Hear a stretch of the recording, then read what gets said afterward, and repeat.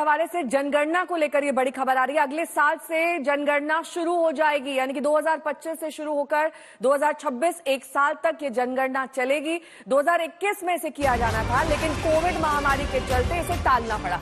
अब जनगणना का चक्र बदलेगा। हर 10 साल में होने वाली जनगणना 2035 में होगी।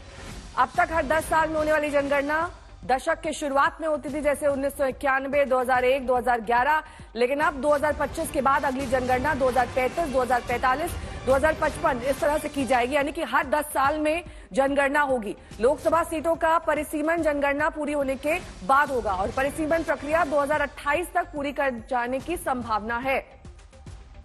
कई विपक्षी दलों की तरफ से जातिगत जनगणना की मांग की गई, लेकिन सरकार ने इस बारे में अभी फैसला नहीं लिया है। जनगणना में धर्म और वर्ग पूछा जाता है, सामान्य, अनुसूचित जाति और जनजाति की गणना होती है। इस बार लोगों से यह भी पूछा जा सकता है कि वो किस संप्रदाय के अनुयायी हैं। उदाहरण के तौर पर कर्नाटक में सामान्य वर्ग में आने वाले लिंगायत स्वयं को अलग संप्रदाय के मानते हैं। इसी तरह से अनुसूचित जाति में वाल्मीकि, रविदासी जैसे अलग अलग संप्रदाय हैं, यानी कि धर्म वर्ग के साथ संप्रदाय के आधार पर जनगणना की मांग पर सरकार विचार करे। हिमांशु मिश्रा मेरे सहयोगी जुड़ गए हैं तमाम जानकारी के साथ। हिमांशु, देखिए, एक यहां पर जो चैलेंज था कि जनगणना कब होगी, कम से कम एक साल तय हो गया है कि इस साल से शुरू होकर और हर 10 साल पर की जाएगी, लेकिन जातिगत जनगणना पर अभी स्थिति स्पष्ट नहीं है। संप्रदाय जरूर पूछा जाएगा।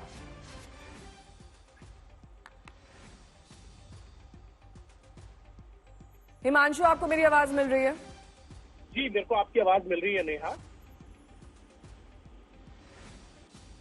नेहा जी, मेरा सवाल ये है हिमांशु आपसे कि संप्रदाय पूछा जाएगा लेकिन जाति नहीं पूछी जाएगी। देखिए, बिल्कुल जाति को लेकर अभी तक सरकार ने फैसला नहीं किया है कि जातीय जनगणना होगी या नहीं होगी, लेकिन एक बड़ी मांग जो है सरकार के पास ये आई है कि संप्रदाय जो है वो पूछा जाए कि वो किस संप्रदाय को फॉलो करते हैं। जैसे कि अगर आप देखेंगे दलित समाज के अंदर तो कुछ लोग रामदासी हैं, कुछ जो है वो रामगढ़िया है उनको फॉलो करते हैं। अगर आप देखेंगे तो कर्नाटक में ऐसे कई संप्रदाय हैं जिसको लोग फॉलो करते हैं, जिसमें लिंगायत एक बड़ी कम्युनिटी जो है वो है। तो इस तरीके से इसकी मांग जो है वो सरकार की तरफ से जरूर है सरकार के पास, लेकिन अभी तक इस पर फैसला नहीं हुआ है। सरकार विचार कर सकती है, लेकिन इतना जरूर है कि जो जनगणना है वो 2025 से 26 के बीच में जो है वो कर ली जाएगी और उसके साथ साथ जो है 26 में जब जनगणना पूरी होगी तो 26 से 28 के बीच में जो है डिलिमिटेशन यानी परिसीमन जो है वो पूरा होगा और 2029 का जो चुनाव है वो नए परिसीमन में होगा। तो ये देखना जरूरी होगा कि कौन सी सीट जो है कि क्या वो एससी रिजर्व है या एससी रिजर्व है या महिला रिजर्व। तो वो जो चीजें हैं वो 2029 के चुनाव में जो है साफ हो जाएंगी। यानी कि ये माना जा सकता है क्योंकि जो अंतिम डिलिमिटेशन हुआ था वो 2008 में हुआ था और उसके बाद जो है 2009 के जो लोकसभा चुनाव थे उसमें जो है ये तमाम चीजें जो है आई थी। अब देखना यह है सरकार इस पर किस तरीके से जो है वो विचार करे।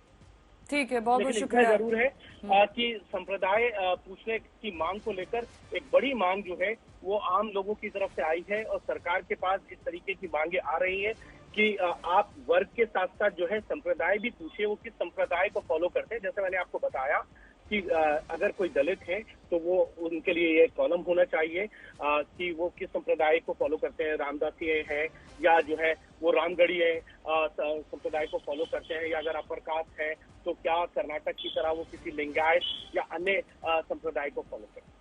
बहुत बहुत शुक्रिया तमाम जानकारी के लिए आपका।